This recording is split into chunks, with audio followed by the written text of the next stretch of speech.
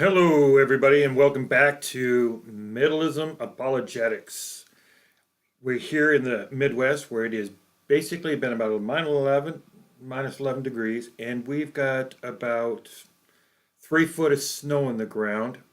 And so, yes, I have my fireplace. I will keep myself warm. Hey, uh, this video is in response to what Joe Simpson put out last night and dealing with it. And I got to tell you, there's a reason why people go to school and get an education. That's why we progress from the first grade to second grade, third grade to eventually high school, and we become adults and then, graduate from high school, and you go on to college and then graduate school. And it's because you learn things, and your knowledge, builds up. I'm looking at Joe and that video you did last night, and basically what it demonstrated is really you don't know how well. Most of your quoting was from the Gospels, but you didn't know much about the epistles, and you try to focus on one verse. And systematic theology is the ability to go through and find all the judgment verses and put them together and harmonize them and come to an understanding. What you presented in the video was hardly anything like that. It mostly was your own personal judgments and opinions, and based on faulty logic and reasonings, and it became just an absolute mess. So I'm going to deal with some verses and things that explain exactly what judgment is. And the first thing I want you to notice is that in the Old Testament, nations were judged. The apostles, the prophets, all talked about judgment on nations, and then also talked about judgment on people and individuals. So nations restored, and there was also people killed as punishment. For example, Achan in Exodus, when he stole the gold and silver, him and his family were executed for their crimes. So there's national judgment and individual judgment. You're confusing the two. Just because he sent judgment on Sodom and Gomorrah to stop them in their sin as a punishment for that, that just doesn't mean that there's not another judgment that they, as individuals, will have to face for God. And that's what we'll talk about here for a second. But I got to comment on a couple things that you said in there and just really look at it. See, you're supposed to be a universalist of some type. But you sat there and you quoted last night about how terrible the Pharisees were. And exactly the judgment came upon them. They were punished for their rejection of Christ. They were absolutely evil. You pointed all of that out. But are you going to sit there and tell me that after all that evilness and God wiping out those Jews, that somehow or another they were saved? That they came to know the Lord? Or that something happened, well, think about it. Christ died in 70 AD. Did he die for everybody? Then that universalism has to start right there and then and go all the way through 70 AD. But it was a national judgment. People were killed. And so what happens to them after that? Well, according to universalism, they all go to heaven. And my Bible says completely something different. So your universal and the judgment theme, of course, is not consistent. It cannot be consistent. You can't have something different between before 70 AD and something after AD 70 as far as its judgment. I'm just reading comments here. Thank you, Harry. Appreciate that. Now, let's go look at something else here. And the idea that everybody gets away after 70 AD and never gets judged, right, Lance? So these people were being judged. Now, let's look at something here. They were pressured as an agent and were killed. But let's point out something. That is not the second death. Remember? In Revelations, it talks about the second death. The second death is after judgment. So if that is a punishment, the second death, then you're not telling me that they're judged twice. That's what you're trying to argue. So how can somebody after 70 AD not be judged and get sent to the lake of fire? So you have those two types of judgments there. You can't escape that. You can't escape the fact that there is one and call it universalism in some way. So the great white throne judgment then is judgment of each person for rejecting salvation, rejecting God. So are they judged twice in a sense? Yes. In other words, let's put it this way. If somebody is coming at my wife and my family with a gun and they're starting to shoot, and they shoot and kill my wife or something like that, I'm pulling out a gun and I'm shooting them to stop them from committing those crimes further against the rest of my family. That is what national judgment is. It is a judgment of stopping and saying this sin is going to stop. I'm going to prevent it from being spread and going on. National judgment. Individual judgment. He did it to people, sinners. So where do we get the idea then that there are two different judgments? Okay, let's bring out a few verses that I'm sure that you're not very familiar with whatsoever, because you demonstrate no idea of what systematic theology is. I'll keep repeating that maybe. But Romans 14, for we will all stand before the judgment seat of God. For it is written, as I live, says the Lord, every knee shall bow to me, and every tongue shall confess to God that Jesus is Lord, right? So that each one of us will give an account of himself to God. Paul said what? It is appointed for men to live once, and then what? Face judgment, to give an account for what they did while they were alive. All right.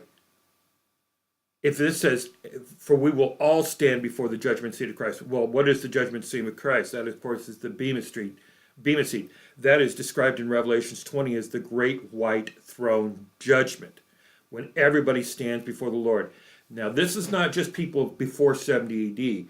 This has to be every person who has ever lived will have to stand before the Lord. That's why Russell and many other partial preterists reject full preterism, because they recognize the fact that you have to have a judgment that happens at the end of people's lives, where they will all stand before the judgment seat and have a chance to give an account for what they did in their lives. So every knee will bow and every tongue will confess to God. Everybody has to give an account. Does Paul just say this in one verse? No. 2 Corinthians 5:10, for we must all appear before the judgment seat of Christ, so that each one may receive what is due for what he has done in the body, whether good or evil. Now, do you understand that difference there? What he did in the body, whether good or evil. This judgment is not a punishment in a sense, like where he's going to turn them over his knee and spank them again.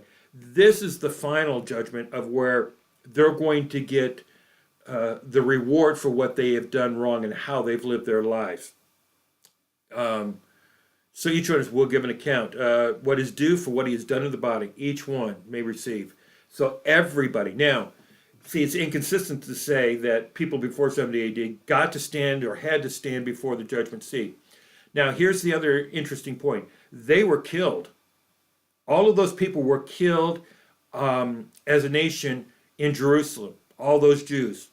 Anybody else who was not there was not, they were all killed. Correct? But then it says what here? Paul is saying what?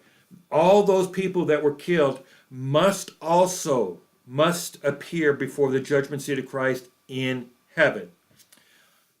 You can't, that's two. You can't get away from that.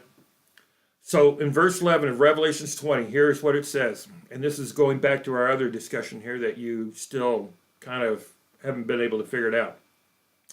Then I saw a great white throne, and him was seated on it, and from his presence earth and sky fled away, and no place was found for them.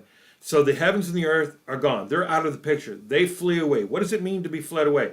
See, here's where you don't do your study on words. What does it mean for heaven, earth and the heaven, the sky, to flee away, to not be found for them? See, you don't do those kind of studies. You don't really do those kind of researches whatsoever. Harry, I'm trying to look at your question individually, at the time of each man's death or corporately, simultaneously. I'm kind of missing the point of what you're trying to ask there, but the idea is that when a national judgment comes on, like what happened in Jerusalem, it was a national corporate judgment of all of those people. And then for individuals, is it simultaneously that it's happening at the same time? Obviously, if they're being killed, they're being punished for their sin and for their rejection of Christ. But then, yeah, no, the great white throne cannot happen at the same time. And I'll explain why and why partialists rejected that. And the main reason, a little bit more on there, but the main reason why is because we who are alive here after 80-70 also must give an account for how we lived in our bodies. That is called lawyer language, in a court system, nobody is tried before they did something wrong. They are tried after they've done something. Nobody. God's justice can't be saying, hey, we're having a court here, and on trial is so and so, Joe Blow, just give you a bunch of names and everything else. My mind here. But, and all of a sudden he says, well, I'm going to judge them now before they've ever lived or anything else. Joe, you go to heaven. John, you go to hell. Peter, it doesn't work that way. It says what? Each one of us will give an account of himself to God. So what does that mean? When you stand up before the Lord and before God, you have to give an account of what it is that you did while you were in this life. Why did you reject Christ? Why did you accept it? Because remember, what does it say? Whether it was good or evil. Now, how are good people judged? This is not about, of course, a punishment or, they're getting the reward for what they did and how they lived their life. So somebody who's done good is going to get what? They're going to hear Christ go, well done, good and faithful servant, come and enter into the presence of the Lord. Receive the crown of life, receive the eternal life that you were promised and you were given to as a guarantee. The Holy Spirit was given to you as a guarantee for those things. So now here, that is the good. That is the reward that you get. The reward for those people who did evil, your reward is the second death. Well, let me go on here, though, in Revelations. So earth and sky fleed away, no place was found of them. Then I saw the dead, great and small, standing before the throne, and the books were opened. Of course, this is a quotation from Daniel 7, verse 10 and all that. The books were open. Here's the judgment. 10,000s and 10,000 stood before him, and the books were open. Now, another book was opened, which is the book of life, and the dead were judged by what was written in those books. Okay, listen to this very carefully. The dead, everybody who was dead, was judged by what was written in the books. So what's written in the books? According to what they had done. This is verse 12.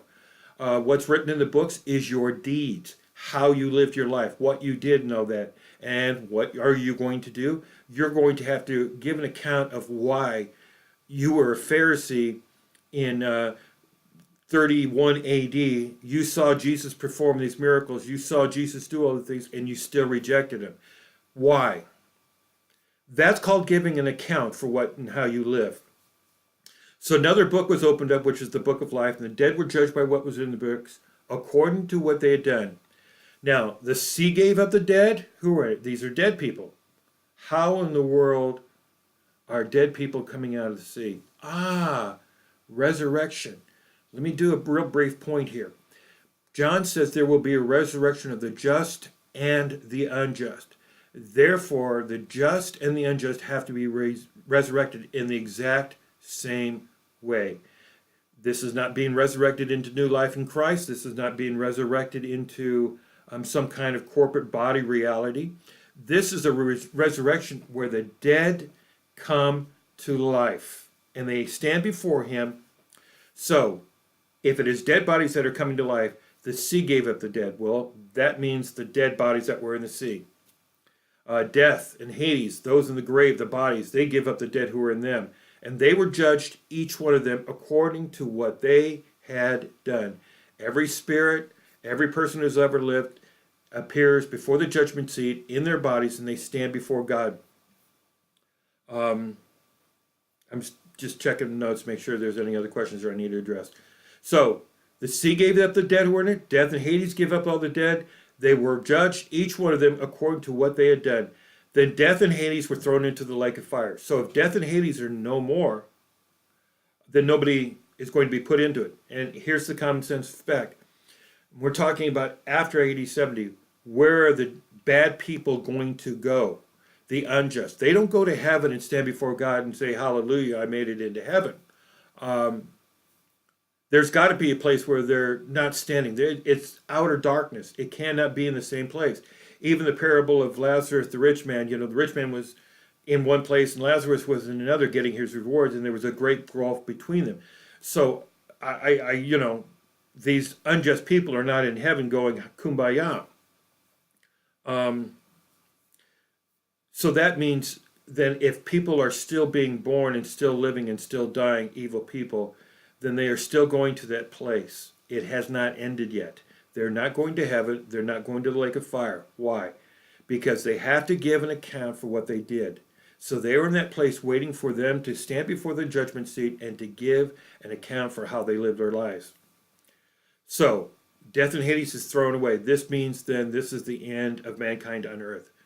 Earth and sky fled away. There are nobody else being on earth that is being born and raised. That was the end of that. That's where we say that's the last day of mankind. This is where we're talking about the end, especially for futurists.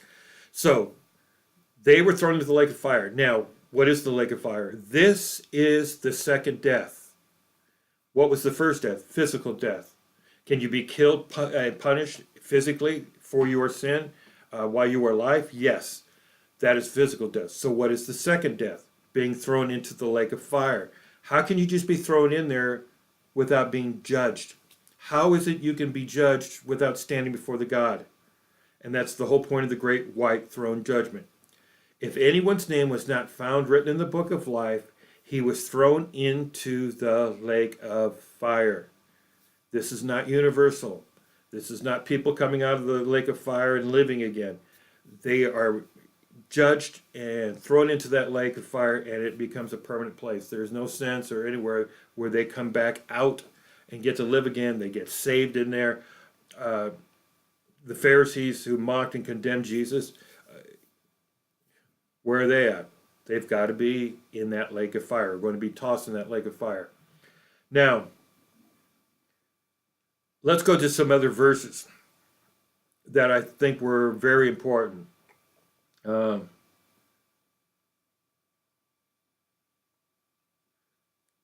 Jude 7 is where I want to go to.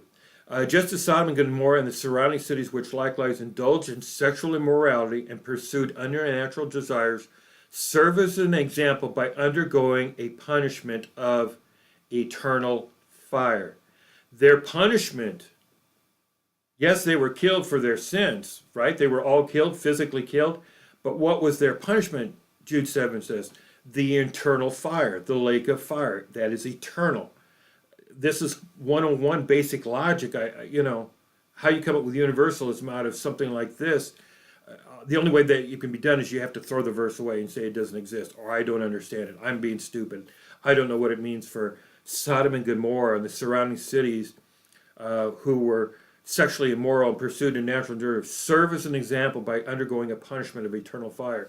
So I guess they're not going under eternal punishment of fire. They're getting out somehow. Even though it's eternal, they get to come out somehow. See, you're inconsistent with your universal and understanding what judgment is. What else did you say? Behold, the Lord comes with 10,000 of his holy ones.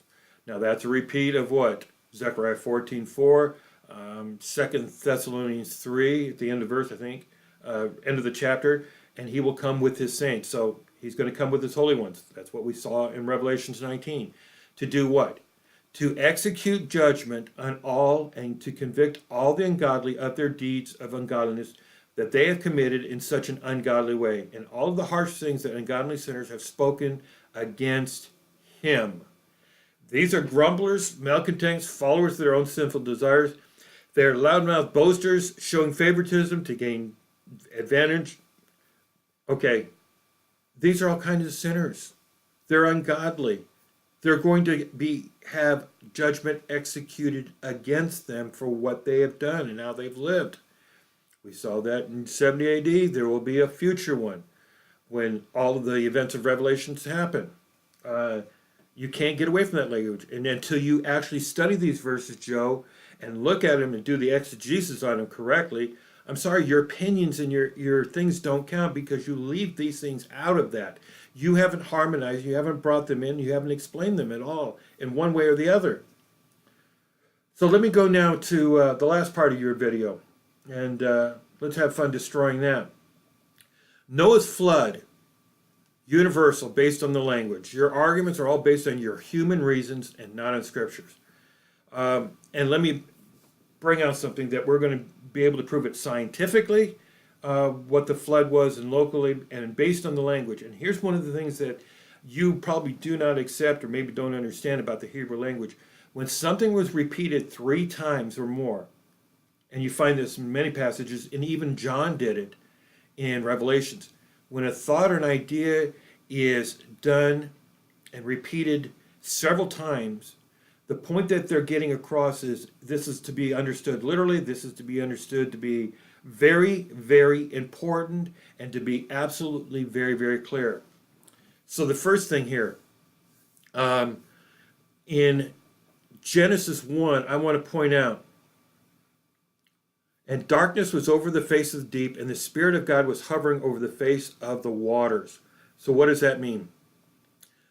When the earth was created in Genesis 1, it was what? Form and voidless, but it was covered over the face of the deep. It was covered over with waters. This earth wasn't all land and rock, it was covered by waters. So when the flood came, what does it say in Genesis? In Genesis 7, it says, when the rain began, it says, all the fountains of the great deep burst forth, and the windows of the heavens were opened. So it rained from above, and the waters burst forth, like natural water fountains came up from the earth. Do you know that scientists have discovered that under the layer of the mantle there is a great body of water? That there is water that surrounds everything? And this is what scientists are confirming that there's a great deep thing of water underneath the mantle that's down there. And here it says it burst forth, and the windows that had more. So it rained. Now, verse 17.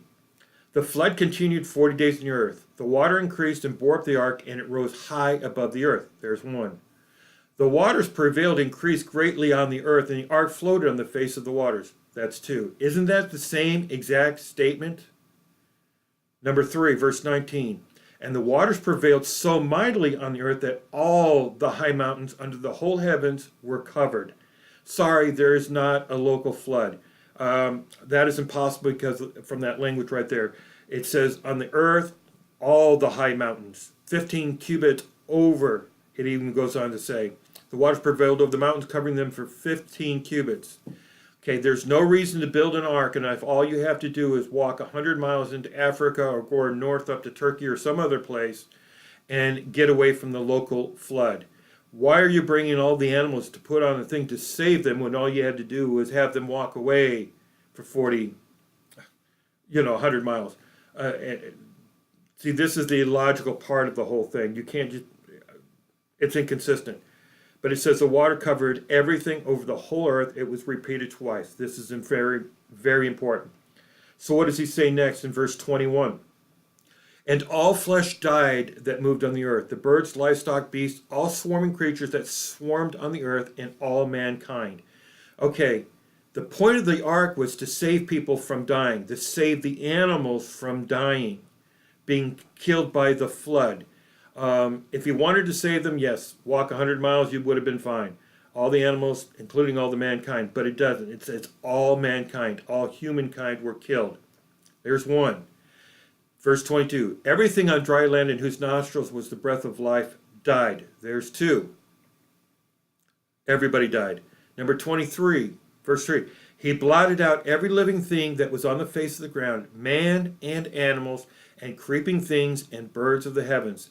They were blotted out from off the earth. That's technically 4 times he says it, right? Only Noah was left, and those were with him in the ark.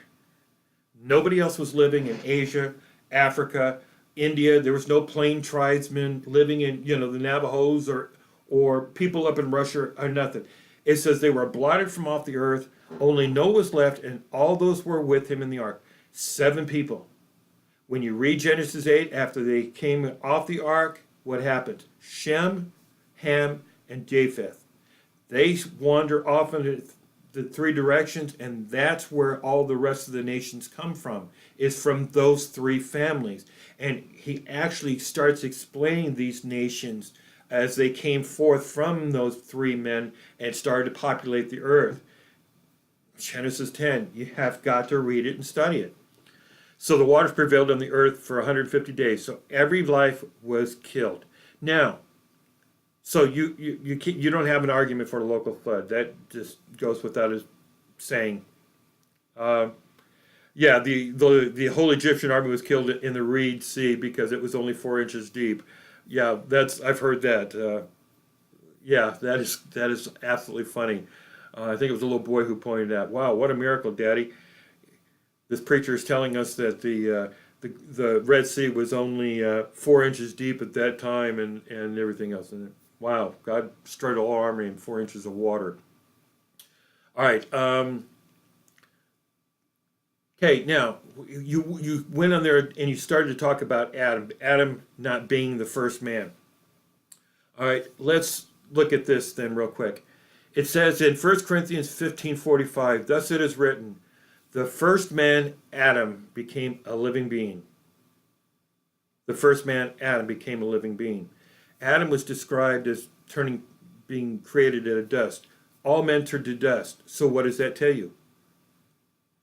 If everybody turns to dust because of Adam, then everybody comes from Adam. Doesn't that make sense? And here it is, Paul saying the very first man, Adam. Now you say Adam was not the first man, but Paul here, in the language of the Greek, is saying the first man was Adam. Now if you go back to Genesis 1, and also what does it say? And he called his wife Eve because she was the mother of all living. This has to mean mother of all living people. She's not the mother of dogs, cows, lions, tigers, and bears. She is the first woman, and from her all men came from those two. How do we know this? Romans 5:14. Paul says, "Nevertheless, death reigned from Adam until Moses, even over those who did not sin in the way that Adam transgressed. He is the pattern of the one to come." Meaning everybody sinned.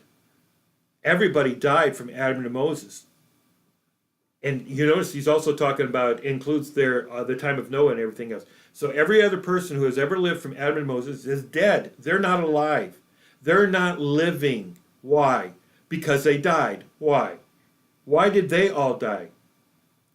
Therefore, just as sin came into the world through one man, and death through sin, so death spread to all men because all have sinned. Here's the theological point. Somebody's trying to call me. Here's the theological point that you completely destroy, butcher. I don't know how to put it. Because your systematic theology is completely out the door. Paul says every man is a sinner.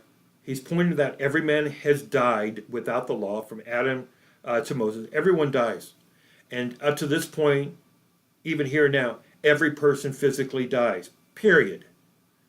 So that means sin is reigned from Adam all the way to this very point. Everybody dies. It all came through that thing through Adam. So you're pointless about other people and other nations living, because it still has to come through Noah, everybody, other nations living. But the idea is that if those people were not sinners, didn't come from Adam, they did not inherit the sin nature. Why would they die? They didn't do anything wrong. They weren't born after Adam's sin. They were not born in that line of Adam. So therefore, why would they have to die? Oh, well, you say they were created. Okay, that's a different subject. Another lie, in other words, you have to deal with. Basically, Paul is saying here that sin came to the world through that one man, the first man, Adam. Death then came to all men. Then what does he say? For the judgment following one trespass brought condemnation, but the free gift following many trespasses brought justification. For if because of one man's trespass, death reigned through that one man, much more will those who receive the abundance of grace and the free gift of righteousness reign in life through the one man, Jesus Christ. Salvation then, of course, is offered to all men. I think I've gone through it enough. I've given you enough verses, Joe, that you have to work through those verses yourself and look at them. Because you don't read other scholars, you don't understand the education process. Obviously, you don't understand that what systematic theology is. You say these silly things about there were other men besides Adam, which I know comes from Jerry Vaughn and the other covenant creation. But there are so many holes in what they say, it's not even funny. I'm not even going into about death in the garden and all of those things. I'm writing a book. It's almost almost done here, and when that comes out, you can deal with it. In fact, you can deal with my other book that's on Amazon Kindle if you want to get a hold of that one. And if you're Amazon Prime, you can get it for free and read it. Middleism Eschatology is the name of it, and it's just basically a premill position. And yes, I do differ from Lance. I'm not EO from the others. I'm not. So that might put me as the odd man, and my theology is going to be different. I come from a Pentecostal theology of course, a premill, not a dispensationalist. So don't put me into that camp. And some of these other posts. So not IEO and everything else. It's going to be completely different than them. And you can't compare me with them. And that's no slam on them, but we are completely different. So, oh yeah, he thinks physical death is the natural body. Yeah, okay. All right, I want to end it with that. We're at 30 minutes. I'm trying to keep it brief and everything else. But again, I've given you, Joe, those verses. You need to go back and do the study and listen to other people beside yourself, because your opinions fly. Local flood, Adam, what judgment is, it's all there. It's there for the prosperity. For those of you, of course, who are listening and watching, yes, I did it live on Facebook, and I've recorded it live for my YouTube channel, which you can find on YouTube, of course, and Middleism Eschatology. Thanks, guys, for tuning in and watching, and we will talk to you later.